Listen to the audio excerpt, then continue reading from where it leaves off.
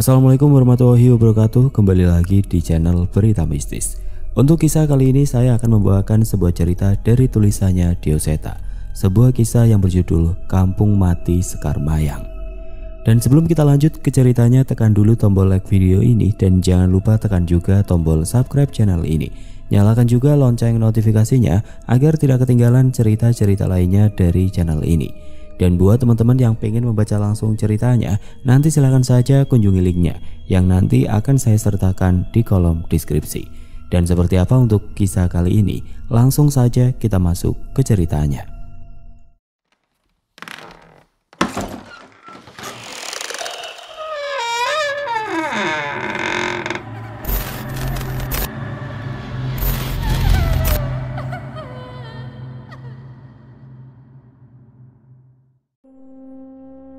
Tetesan gerimis menemani langit yang tengah menjemput sorenya di sebuah pabrik gula yang baru saja beberapa tahun beraktivitas setelah belasan tahun terbengkalai. Seorang karyawan perempuan berdiri tertegun menyaksikan sosok makhluk perempuan kurus kering yang berdiri terbalik di tengah hujan. Ia berjalan dengan tangannya memainkan tubuhnya sambil menyeringai.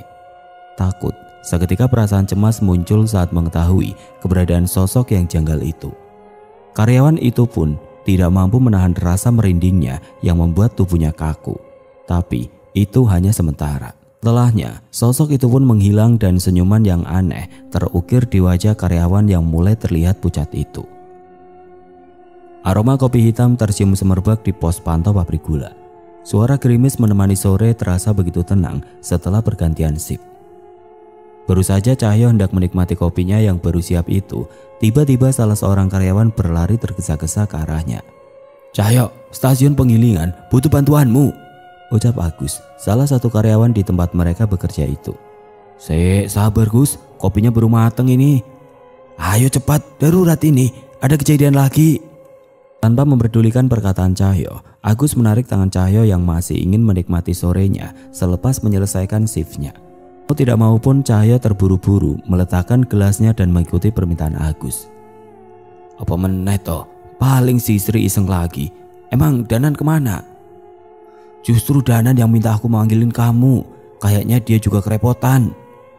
Mengetahui keadaan itu, Cahyo pun tidak lagi mencari alasan dan buru-buru menghampiri tempat yang dimaksud. "Gak!" Baru saja memasuki tempat itu, Cahyo sudah disambut dengan suara teriakan mengerikan dari salah satu karyawan perempuan. Cahyo mencari asal suara itu dan mendapati bahwa suara itu berasal dari seseorang yang merayap di sudut dinding pabrik gula itu.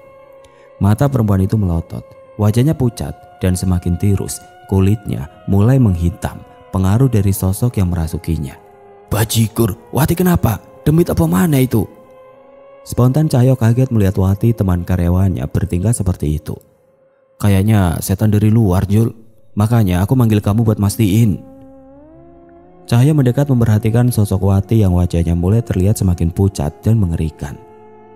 "Saiki aku sing duwe panggonan iki. Aku njaluk bocah iki." Makhluk itu terus menatap Danan dan Cahyo dengan wajah mengancam. Makhluk itu mulai menghantamkan kepala Wati ke dinding berkali-kali hingga darah mulai menetes di pelipisnya. "Danan!" Cahyo memberi isyarat pada Danan dan segera berlari dan memanjat peralatan di sekitarnya. Danan segera melantunkan ayat-ayat suci dengan lantang hingga sosok yang merasuki Wati berteriak menggila. "Gak, panas!" Sosok itu tersiksa hingga menjatuhkan dirinya. Dengan sigap Cahyo menangkap tubuh Wati yang kerasukan itu. Namun sosok itu terus meronta hingga Cahyo kewalahan. Cahyo menahan tubuh Wati. Ia meletakkan tangannya di kepala Wati sambil membacakan doa untuk mengusir sosok itu dari tubuhnya. "Hentikan, bocah sialan. Kukutuk kalian, kukutuk kalian." Ia benar-benar tersiksa. Namun entah mengapa dengan semua bacaan doa-doa dan ayat itu, sosok yang merasuki Wati masih enggan untuk keluar. Danan menyadari sesuatu. Ia tahu bahwa sosok itu acap kali melirik ke satu arah. Ia seperti ketakutan akan sesuatu. Danan mencoba memeriksa ke arah makhluk itu melirik, arah jendela belakang. Dan benar, sosok bayangan anak kecil tengah berdiri di sana sambil mengawasi Wati. "Siapa itu?" Danan berlari menuju jendela. Namun sebelum sampai ke sana tiba-tiba sosok itu menghilang. "Mas, mau main sama saya?" Suara anak kecil terdengar begitu dekat dengan telinga Danan, namun Danan tidak melihat sosok apapun di sekitarnya. Yang kalah dikubur hidup-hidup. Seketika Danan merasa terancam. Ia tidak melihat keberadaan sosok itu, tapi ia merasa bahaya yang mengancam dirinya. Cahyo, hati-hati. Danan memperingatkan Cahyo sambil menjauh dari jendela itu, tapi semua terlambat. Tubuh Wati sudah kaku dengan mata yang melotot dan mulut yang menganga.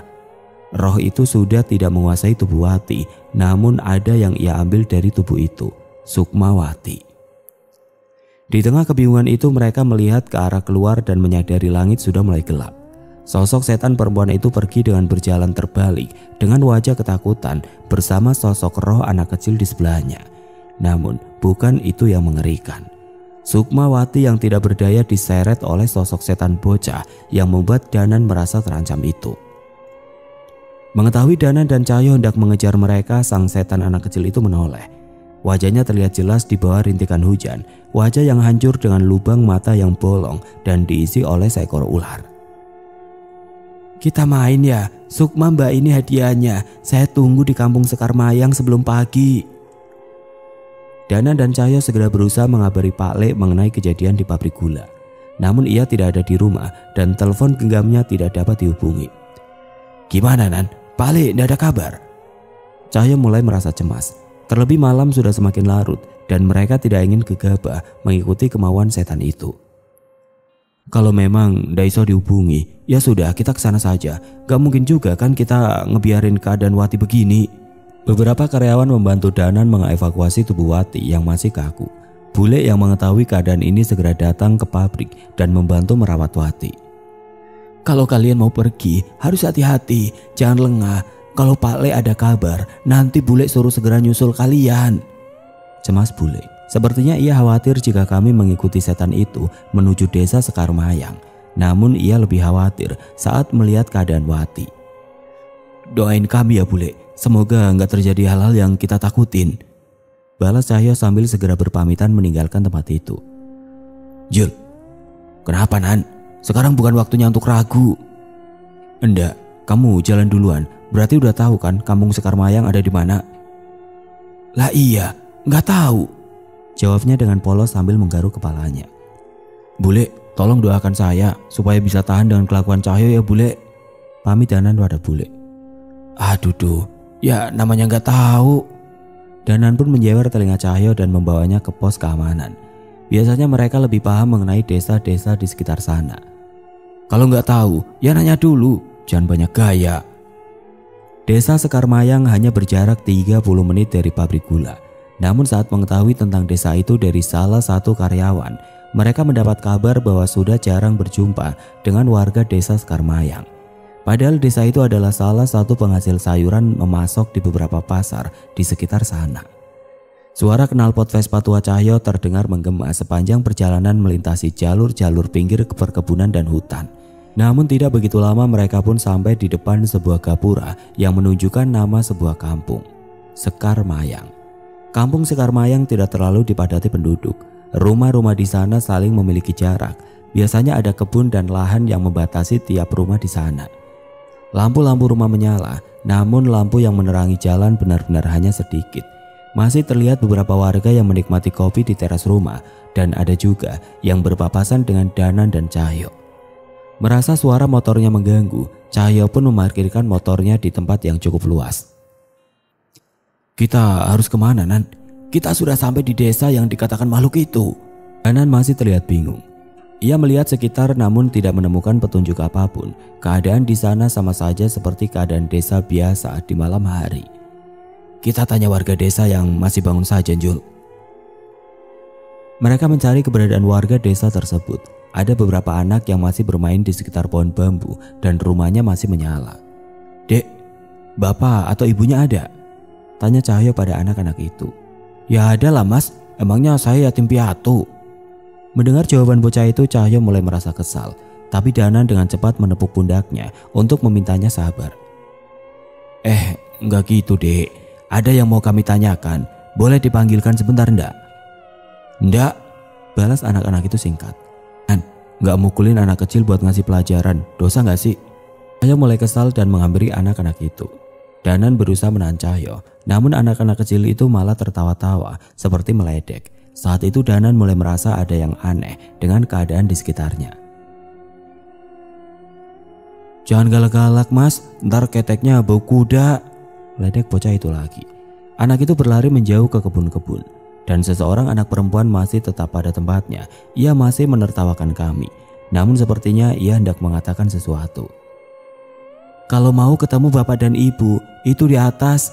Setelah mengucapkan kata-kata itu, ia pun ikut berlari menyusul temannya. Danan dan Cahyo tidak mengerti maksud anak-anak itu, namun sesuai perkataan anak perempuan tadi, mereka pun menengok ke atas.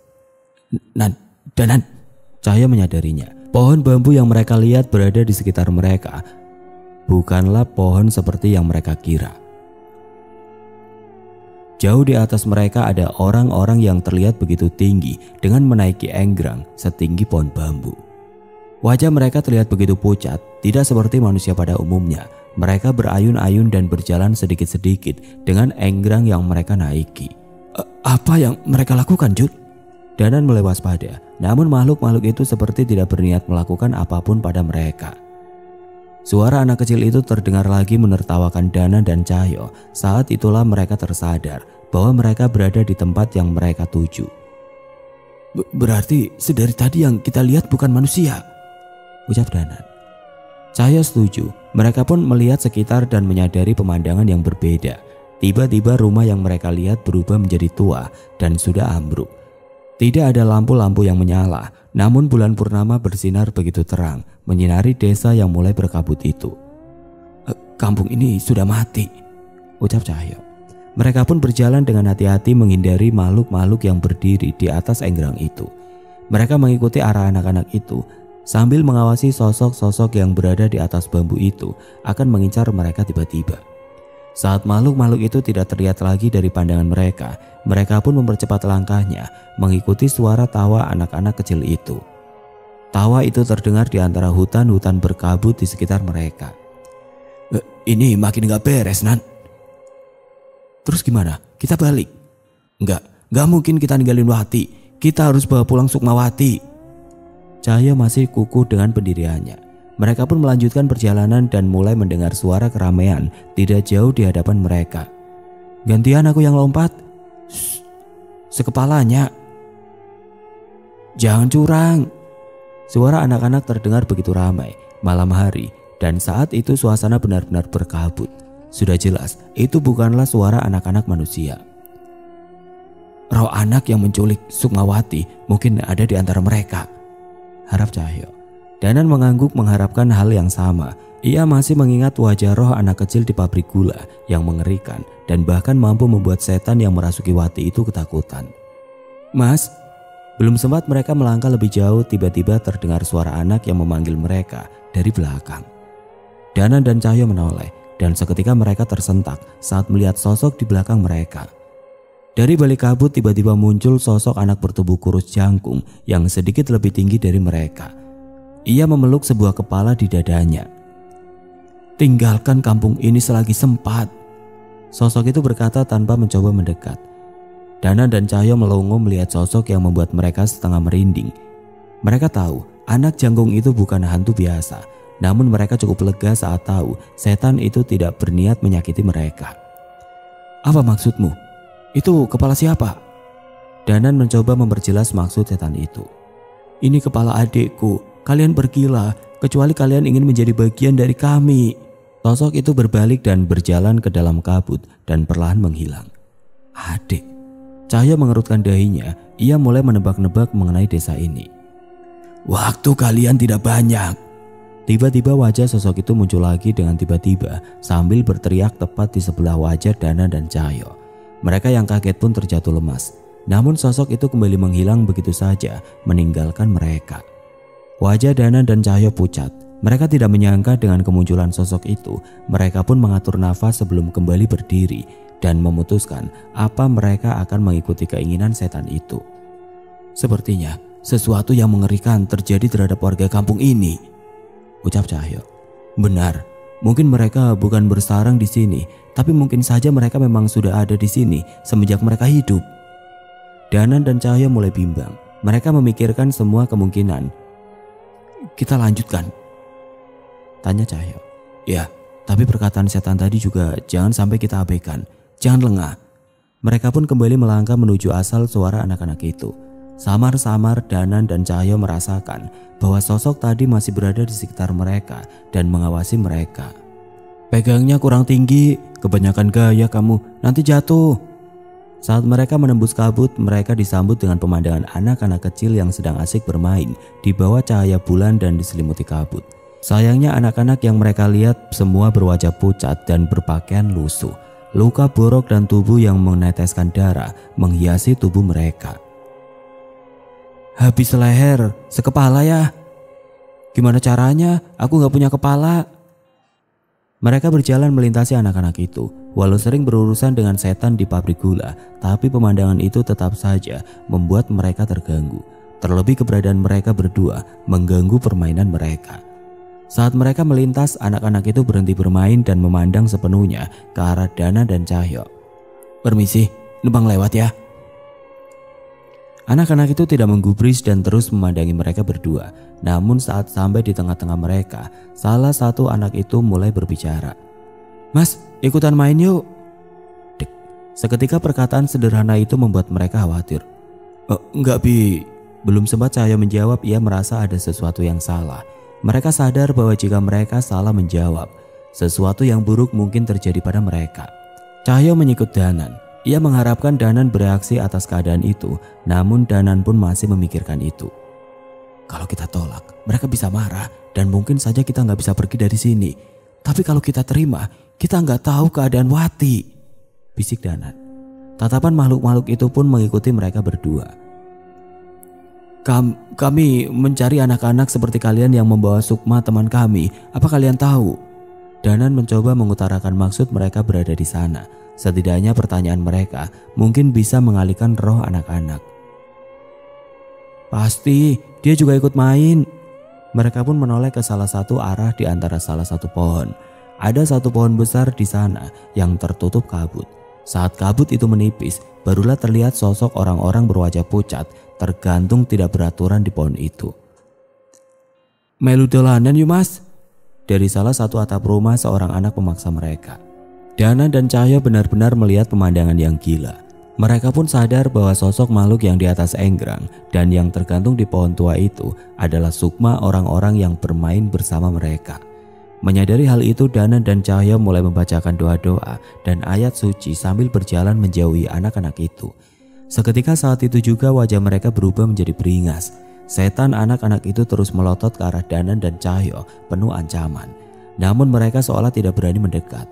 Perbuatan mereka membaca doa-doa itu membuat Danan dan Cahyo semakin dianggap sebagai ancaman di tempat itu. Setelah meninggalkan anak-anak itu, mereka masih merasakan keberadaan banyak sosok yang berlarian mengikuti mereka dari berbagai sisi. Cepet Jul, ini makin gak benar. Mereka berdua pun berlari menjauh. Saat itu mereka melihat keberadaan setan anak yang membawa kepala tadi di hadapan mereka. Gerak-geriknya terlihat aneh seolah meminta diikuti. Kita ikutin dia, tanya Cahyo memastikan. Setan itu satu-satunya petunjuk yang kita punya. Belum sempat mereka melangkah lebih jauh, tiba-tiba ada suara yang terdengar di telinga Danan. Danan, pergi, jangan ke sini. Ada suara teriakan kecil terdengar oleh Danan. Ia mengenali suara itu, suara Wati. Shh. Danan meminta Cahyo untuk tetap diam dan suara itu mulai terdengar lagi. Danan, cepat pergi, jauhi tempat ini. Kamu dengar Jul? Cahyo menajamkan telinganya dan suara itu juga terdengar secara samar-samar di telinga Cahyo. Itu Wati, kita ke sana. Cahyo yang ingin bergegas berlari ke sana, namun tiba-tiba setan anak jangkung yang membawa kepala itu menghadang mereka. Minggir, perintah Cahyo. Mengetahui Cahyo tidak akan peduli dengan kemunculannya, setan itu melewati Cahyo dan mendekat ke arah Danan. Seketika tubuh Danan gemetar, tubuhnya terjatuh dan sebuah penglihatan yang mengerikan terlihat di benaknya. Desa Sekarmayang 3 tahun yang lalu. Suara langkah kaki terdengar dari seorang anak laki-laki yang berlari kebingungan. Anak bertubuh tinggi itu mengetuk pintu-pintu rumah berharap ada seseorang yang bisa menolongnya. Pak, tolong eyang saya. Berkali-kali ia mengetuk pintu rumah itu, namun tidak ada satupun yang keluar. itu adalah rumah kesekian yang ia datangi. Ia yakin ada seseorang di dalam terlihat dari lampu yang masih menyala. "Pak, tolong." Mata anak itu mulai berkaca-kaca. Ia hampir putus asa mencari pertolongan untuk eyangnya yang terbaring tidak berdaya di ranjang. "Eyang saya kesakitan, Pak. Tadi kejang-kejang, saya takut eyang kenapa-napa." Walaupun sudah memohon seperti itu, tidak ada satupun orang di rumah itu yang membukakan pintu untuknya. Ia tidak mau menyerah. Kali ini ia mencoba membuka pintu itu dan menghadapi sendiri tetangganya walau harus memohon dan bersimpuh. Ia hanya ingin meminta tolong agar seseorang menolong eyangnya untuk berobat. "Maaf, saya izin masuk." Anak laki-laki itu memasuki rumah dan menyadari bahwa suasana begitu sepi. Di tengah gugupnya, ia pun menemukan keberadaan sang pemilik rumah. "Pak Sukir?" Anak itu mencoba menyapa. "Pak." Saat itu anak itu pun tersadar bukan Pak Sukir yang tidak ingin menjawab panggilannya, melainkan tubuh Pak Sukir sudah terbaring menjadi mayat di rumahnya sendiri tanpa seorang pun menolongnya. Anak itu pun jatuh berlutut dan wajahnya semakin pucat. Selain Pak Sukir, warga desa Sekarmayang hanya dihuni oleh warga yang sudah berumur. Ia keluar dari rumah dan menyadari bahwa semua orang di sana mengalami penyakit yang sama seperti yang dialami eyangnya. Beberapa saat sebelumnya, warga desa menghukum mati seorang dukun santet yang telah membunuh puluhan nyawa di desa itu. Dukun itu tertangkap saat seorang bapak yang anak perempuan dan istrinya menjadi korban berhasil memaksa pelaku santet itu untuk menunjukkan keberadaan sang dukun. Warga pun beramai-ramai mendatangi sebuah rumah tempat terpencil di mana dukun itu tinggal. Sebuah rumah di bawah lembah yang hanya dapat didatangi dengan berjalan kaki. "Saya hanyalah pisau yang digunakan oleh kalian. Apa yang saya lakukan hanyalah perwujudan niat dari sesama kalian." Dukun itu membela diri saat warga mengepung rumahnya. Warga desa Sekarmayang pun menarik seseorang perempuan parubaya yang meminta sang dukun untuk melakukan santet itu ke hadapannya. "Ampun, saya menyesali. Ampun." Perempuan itu menangis dengan wajah yang sudah lebam dan tubuh penuh dengan luka. Tangisan itu tidak berarti di hadapan warga desa. Mereka pun menjambak rambut perempuan itu dan memisahkan kepalanya dari tubuhnya. Sat! Darah pun bermuncratan membasahi tanah di desa itu. "Dia sudah kami hukum. Kini giliran dirimu." Sang dukun yang melihat hal itu segera berlari menjauhi warga desa. Seluruh warga di sana pun tidak memberikan celah dan terus mengejar sang dukun. Walaupun sempat bersembunyi, warga terus berhasil menemukan tempat persembunyiannya. Sampai malam hari, barulah sang dukun menyerah dan berhenti di sungai dangkal yang aliran airnya melewati desa. "Kau tidak akan bisa lari." Warga desa mengepung dukun itu dari kedua ujung sungai. Walau begitu, sang dukun masih tetap berdiam di tengah sungai dan masih mencari celah untuk menyelamatkan dirinya. Warga desa pun tidak sabar. Mereka mengejar ke tengah sungai, sementara dukun itu mencabut kerisnya dan membela diri. Beberapa warga terluka, sebagian terus bertarung mengeroyok sang dukun dengan peralatan seadanya. Keris itu sempat melukai beberapa warga, namun sang dukun tetap tidak mampu menyelamatkan dirinya. "Wah!" Dukun itu memuntahkan darahnya saat warga berhasil merebut kerisnya dan mengenusukkan pada dirinya. "Dendam, aku dendam." Dukun itu berusaha mengutarakan dendamnya di penghujung nyawanya. "Darahku akan mengalir bersama air ini dan menjadikannya banyu pati. Aku akan kembali dalam wujud kutukan yang akan menyiksa kalian hingga mati." Cerp. Warga desa tidak peduli. Ia menarik keris di tubuh dukun itu dan menusuknya sekali lagi. Tubuh yang membusuk, bagian tubuh yang terpisah, darah yang terus mengalir, rasa sakit yang tidak berkesudahan. Kalian akan merasakan itu semua sebelum kalian mati. Kali ini dukun itu sendiri yang menarik keris itu dari tubuhnya dan menusukkan ke lehernya. Tubuh dukun itu pun tumbang dan mati dengan membawa dendam kesumat. Darahnya merubah air sungai menjadi merah dan terus mengalir hingga desa Sekarmayang. Warga desa pun menyeret tubuh dukun itu dari sungai dan membakarnya bersama sosok perempuan yang dipenggal tadi. Sosok perempuan yang tidak terima ketika kekasihnya itu meninggalkannya dan hidup bahagia dengan keluarga barunya. Kampung menjadi lebih tenang setelah kematian sang dukun. Teror santet yang dulu menghantui warga desa tidak lagi terdengar. Seluruh warga merasakan apa yang mereka lakukan adalah keputusan yang tepat. Sampai saat suatu malam warga desa melihat seseorang berjalan dengan langkah yang aneh di tengah desa. Ia berbicara namun suaranya begitu kecil, wajahnya pucat dan tubuhnya penuh dengan luka. Warga yang masih menikmati film di pos ronda melihat sosok itu semakin dekat dan menyadari bahwa tubuhnya berlumuran darah yang mengalir dari matanya. Tolong! Beberapa orang tua dan anak kecil yang sedang menonton televisi di pos pun panik. Mereka berlari menghampiri orang itu yang merupakan salah satu warga desa. Sayangnya, warga itu terjatuh dan tidak lagi tertolong. Setelahnya tiba-tiba terdengar suara teriakan minta tolong dari orang-orang yang berlarian keluar dari rumah. Penyakit aneh tiba-tiba menjangkit warga desa Sekarmayang. Satu persatu warga desa mengalami penyakit yang membuat tubuh mereka membusuk dan semakin lama semakin menghitam hingga bagian tubuhnya terlepas dari tubuhnya.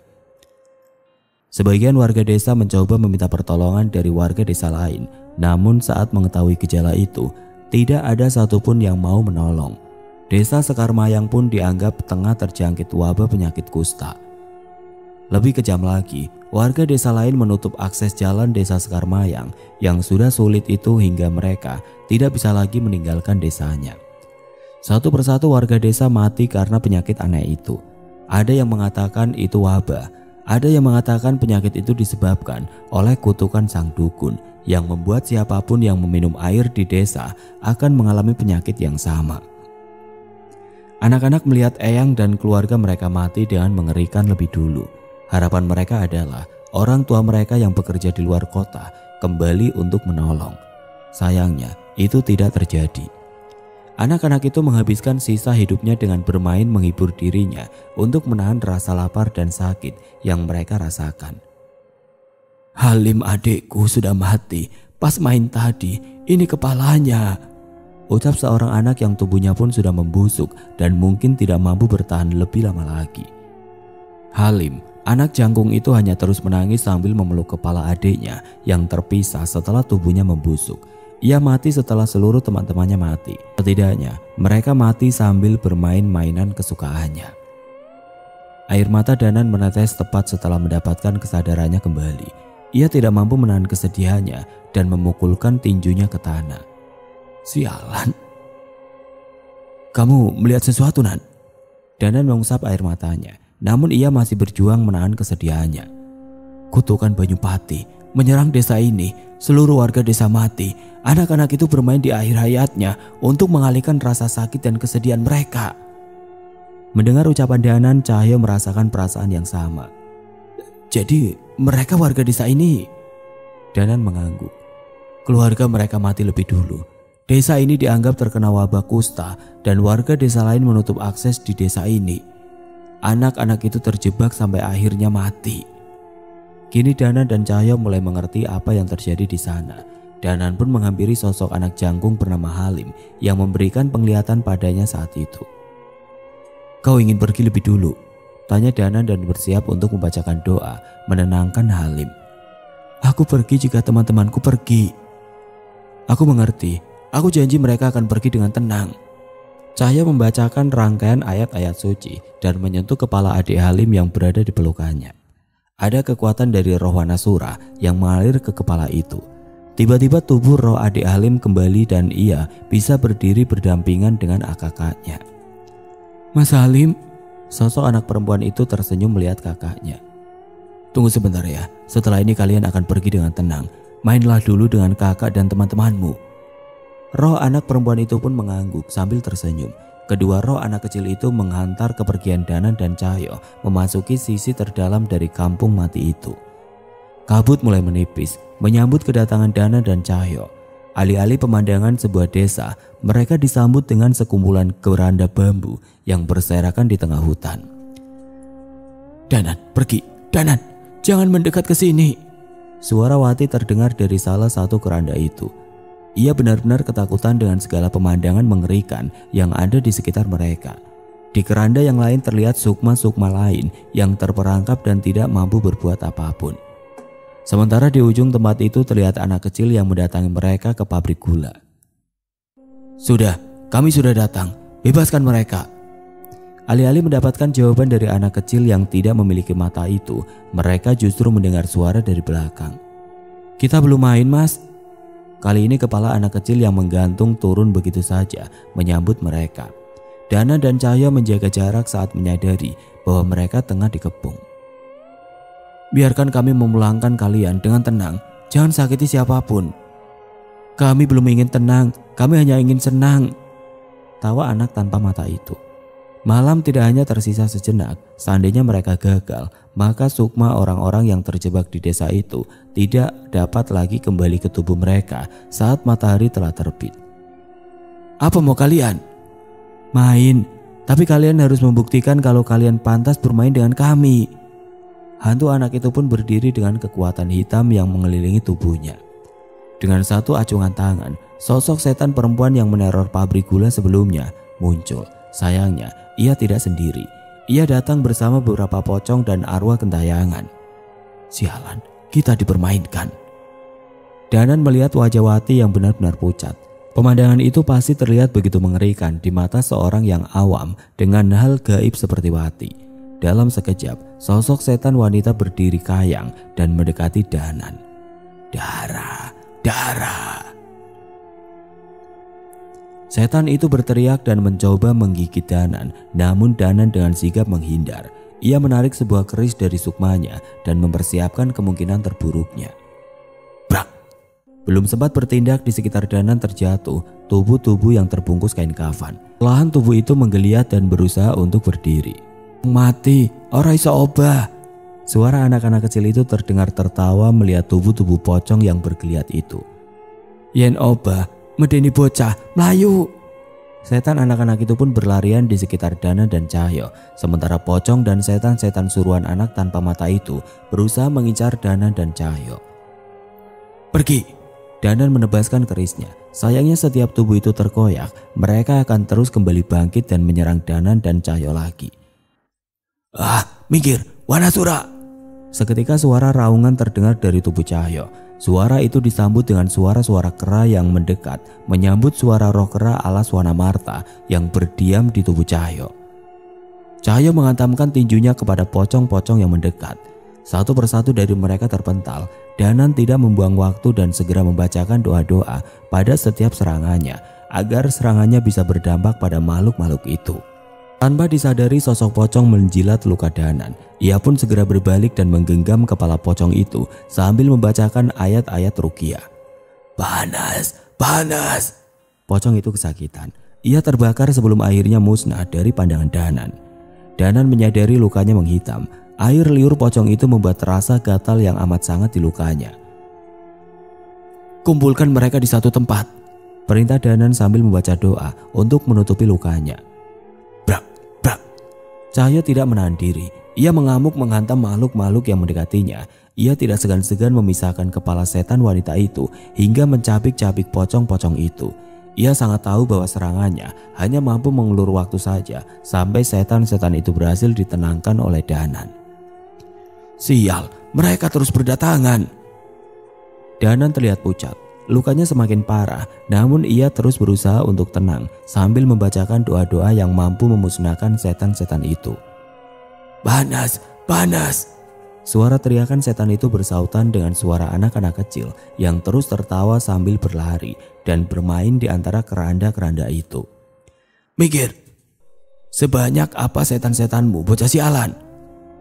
Cahyo kesal, namun ia tidak bisa menganggap remeh setan anak kecil yang mampu memerintah begitu banyak setan di desa ini. "Ah, sakit, panas, hentikan!" Teriakan setan-setan itu terus terdengar, namun tanpa sadar gelapnya malam mulai memudar. Danan dan Cahyo mulai panik. Sayangnya tubuh Danan terlalu lemah dan Cahyo mulai kelelahan. "Ah!" Cahyo berteriak sekuat tenaga menghantam setan terakhir yang menyerangnya. Danan menangkap wajah setan itu dan membacakan doa untuk meruqyahnya. Blar! Setan itu kesakitan dan terbakar. Namun saat setan-setan itu pergi, cahaya matahari subuh mulai memasuki desa Sekarmayang. Mereka terlambat. Suara tawa anak-anak itu terdengar memilukan. Satu persatu sukma orang-orang yang berada di dalam keranda menghilang dari pandangan mereka. "Wati, Wati!" Sayangnya saat Cahyo memaksa membuka keranda itu, Sukmawati sudah tidak ada lagi berada di sana. Ia pun menoleh dengan penuh amarah ke anak yang menguasai desa itu. "Aku menang," ucap setan itu. Cahyo geram. Ia dikuasai oleh amarah dan hendak membalaskan perbuatan setan anak kecil itu. "Brengsek!" Langkah Cahyo terhenti. Keris raga Sukmadanan menancap tepat di depan langkah kaki Cahyo. "Tunggu." Dengan langkah yang lemah, Danan berusaha untuk berjalan dan mendekat ke setan-setan itu. Ia seperti mengetahui sesuatu. "Mengapa kau melakukan semua ini?" ucap Danan. "Jangan banyak tanya. Anak ini sudah menjadi setan sepenuhnya." Plak. Kali ini Danan memukul Cahyo dengan tubuh lemahnya. "Diam dulu, Sukmawati sudah kembali." Cahyo bingung. Rupanya saat Sukmawati menghilang, Danan sempat melakukan raga Sukma untuk menyelamatkan Sukmawati. Tapi tidak ia sangka, saat pagi tiba, seluruh Sukma itu kembali ke tubuhnya masing-masing. Ancaman setan itu hanya gertakan semata. "Terima kasih ya Mas," ucap setan itu. "Kami hanya ingin bermain untuk terakhir kalinya," ucap sosok anak tanpa mata itu. Saat itu seluruh anak-anak di desa berkumpul di sekitar Danan dan Cahyo, termasuk Halim dan adiknya pun mendatangi mereka. "Selama ini aku yang menjaga desa Sekarmayang. Kami hanya ingin bermain, tidak lebih. Tapi setan-setan itu datang dan mencoba menguasai tempat ini. Mereka ingin menikmati mayat-mayat yang mati dengan tidak wajar. Mereka membawa manusia untuk tersesat di desa ini. Namun mereka tidak lebih kuat dari kami," ucap setan itu. Rupanya selama ini banyak setan-setan yang berusaha menghuni kampung mati itu. Keberadaan kampung mati membuat setan-setan muda menakuti manusia dan membuat mereka jatuh ke dalam dosa. Namun setan-setan bocah itulah yang menahan setan-setan itu. "Tapi ini malam terakhir kami. Sudah 1000 hari kami bermain. Saatnya kami menyusul keluarga kami. Kami pergi. Namun setan-setan itu tidak. Kami tidak ingin setan-setan itu menguasai kampung kelahiran kami ini." Dana dan Cahyo mulai mengerti mengapa sejak memasuki desa, mereka disambut oleh setan-setan anak kecil yang memainkan permainan manusia. "Pada bisa main ular naga panjangnya kan? Mas temenin yuk." Tiba-tiba Cahyo memaksakan senyumnya dengan mata yang berkaca-kaca. Ia tidak menyangka bahwa setan-setan anak itu melakukan usaha terakhirnya untuk melindungi kampungnya yang sudah mati itu. "Tenang saja, kami akan memastikan kampung kalian menjadi tempat yang asri," ucap Danan. Anak tanpa mata itu pun tersenyum sambil mengangguk kepada mereka. Suara lagu itu terdengar dari rangkaian roh anak kecil yang membuat rangkaian panjang menyerupai ular naga. Danan dan Cahyo menyatukan tangannya membentuk sebuah terowongan untuk mereka lewati. Namun roh anak-anak yang melewati tangan Danan dan Cahyo tidak muncul kembali. Doa-doa dan ayat suci yang mereka bacakan menenangkan roh anak-anak yang melintasi terowongan ular naga yang mereka buat. Sampai tibalah seorang anak jangkung yang berada di urutan terakhir. "Terima kasih ya Mas, aku sempat khawatir kalian tidak akan selamat," ucap Halim. Danan dan Cahyo tersenyum melihat roh anak pemberani itu. "Kami yang berterima kasih Halim," ucap Cahyo. Walau terlihat ragu, Halim memutuskan untuk mengucapkan sesuatu. "Beberapa orang tua kami yang bekerja jauh dari sini mungkin belum tahu keadaan kami. Tolong sampaikan pada mereka untuk tidak bersedih. Bilangin sama mereka, kami memang mati, tapi kami senang. Kami terus bermain sampai akhirnya Tuhan memberi tempat untuk kami." Air mata Danan dan Cahyo menetes, namun mereka berusaha untuk terus tersenyum. "Iya Halim, kami janji," balas Danan. Tubuh tinggi itu pun melewati terowongan yang dibuat oleh Danan dan Cahyo. Alunan ayat-ayat suci yang mereka bacakan mengantarkan Halim dan adiknya pergi dengan tenang. Cahaya matahari yang sudah meninggi menghapus kelamnya kabut di kampung mati Sekarmayang yang menyimpan misteri tersembunyi. Mereka pun meninggalkan desa itu dengan membawa amanah dari roh-roh anak kecil yang berusaha melindungi desanya itu. "Semoga kalian tetap bermain dengan bahagia di alam sana ya," ucap Cahyo sebelum menyalakan Vespa tuanya dan pergi meninggalkan kampung itu. Kampung mati Sekarmayang. Oke teman-teman, sekian untuk kisah kali ini. Bagaimana menurut kalian tentang kisah ini? Tulis komentar kalian di kolom komentar. Dan buat teman-teman yang baru bergabung, jangan lupa untuk like, komen, share, serta subscribe channel ini. Dan nantikan kisah-kisah horor berikutnya tetap di channel Berita Mistis. Wassalamualaikum warahmatullahi wabarakatuh.